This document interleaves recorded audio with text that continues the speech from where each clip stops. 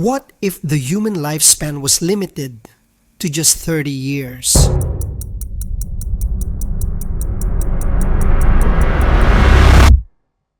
Let me start with something interesting. If you look back into ancient records, especially religious texts, humans were described as living much longer than we do today. In the Bible, for example, there is a figure named Methuselah. According to the text, he lived for 969 years. Whether you see that as literal history, symbolism, or belief, that number alone tells us something important. Ancient people believed that long life was once normal, and as time passed, human lifespan in those records became shorter. Now let us step outside religious texts. If we look at historical and encyclopedic records, human lifespan has never been stable. Thousands of years ago, life was harder, medicine was limited, and survival was uncertain. Yet food was less processed, closer to nature, and free from modern chemicals. Fast forward to today. We have advanced medicine, technology, and comfort. But ironically, reaching 70 years old today is already considered fortunate. Reaching 80 or 90 is rare. Reaching 100 makes headlines. This creates a strange contradiction.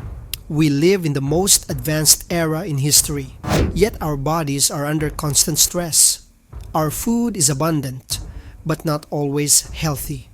Our lives are convenient, but not always balanced. So it raises a serious question. Are we actually living longer, or just living faster? Let us talk about food. Thousands of years ago, food was seasonal, natural, and limited. Today, food is engineered, preserved, and optimized for taste, not health. Walk into any mall. Delicious food everywhere. Cheap, fast, convenient. But convenience always has a cost, and the cost is long-term health. This is not conspiracy. It is trade-off. Here is something uncomfortable. Younger generations today are developing chronic conditions earlier, experiencing burnout faster, and aging mentally quicker, not because they are weaker, but because the environment is heavier. So now, let me introduce the real question. Imagine a world where humans are biologically capped.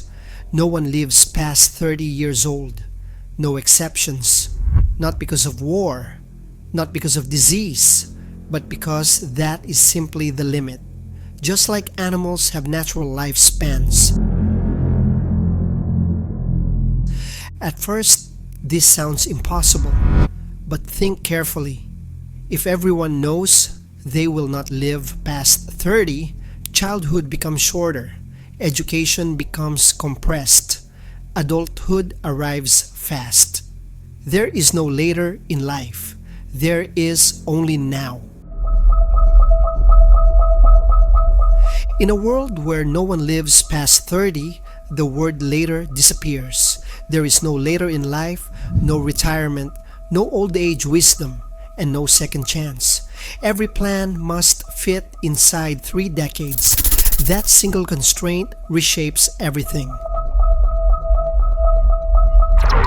Childhood no longer lasts long. If life ends at 30, childhood might end at 8 or 9. Responsibility arrives early. Innocence becomes expensive. Society cannot afford long preparation. Children grow up faster, not emotionally, structurally. Play still exists, but it is shorter. Education changes dramatically. No one spends 20 years learning. School becomes intense, practical, and ruthless. There is no luxury of exploration. You learn what keeps society running, what keeps you alive, and what makes you useful. Art still exists, but only for the gifted. Everyone else is trained for survival roles. Romance changes completely. There is no, we will see how it goes, and no, let us take our time. People pair early, not because of pressure, but because time is expensive. Love becomes intense, fast, and decisive. Marriage might happen at 16 or 18, not because society is backward, but because waiting costs years you do not have.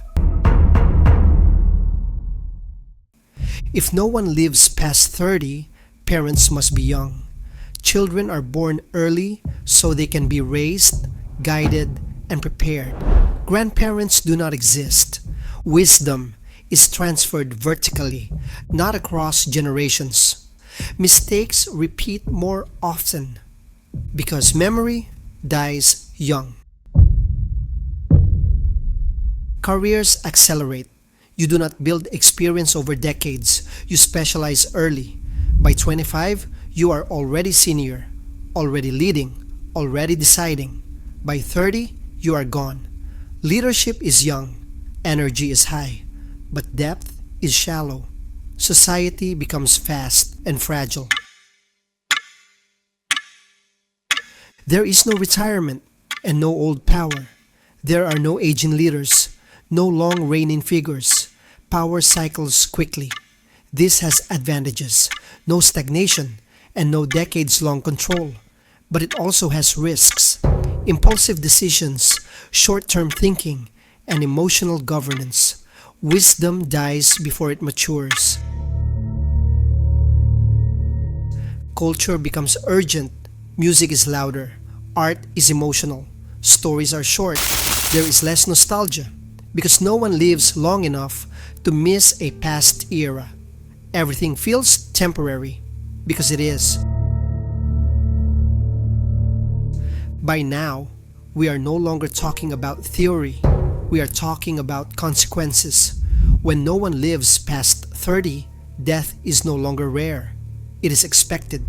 And when something becomes expected, society reorganizes around it. Let us talk about funerals.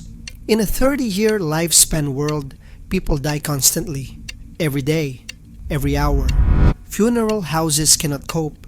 Cemeteries fill up faster than cities expand. Traditional burial becomes impossible, not emotionally, logistically. So systems change. Burial becomes standardized. Bodies are processed quickly. Ceremonies are shorter. Grief is compressed. Not because people feel less, but because society cannot stop for every loss. Ash-based memorials replace graves. Digital remembrance replaces physical space. Death becomes administrative, and that is deeply unsettling. People still love deeply, but they are not given time to grieve. Life moves too fast. You lose a parent at 18, and you are expected back at work at 19. Society becomes emotionally efficient. Pain does not disappear. It goes underground. Belief systems change dramatically. When everyone knows life is short, heaven becomes immediate, legacy becomes urgent, and morality becomes compressed. People no longer ask, "What will I be remembered for at 80?" They ask, "What will I leave before I am gone?" Risk changes meaning. When you only have 30 years, long-term consequences feel smaller, and short-term rewards feel larger. Some people become careful, others become reckless. Crime does not explode, but motivation shifts. Justice systems adapt. Punishment becomes immediate. Rehabilitation replaces incarceration because there is no time to wait. War changes too. There are no long campaigns and no decades-long conflicts. Every battle is decisive. Every loss matters more. Society cannot afford prolonged destruction. Ironically, short lifespans may reduce large-scale wars, but increase small, violent conflicts. Medicine focuses on childhood survival, productivity, and pain reduction, not longevity. Science stops asking how do we extend life. It asks how do we make life meaningful faster. That question haunts everything. Here is the truth that lingers.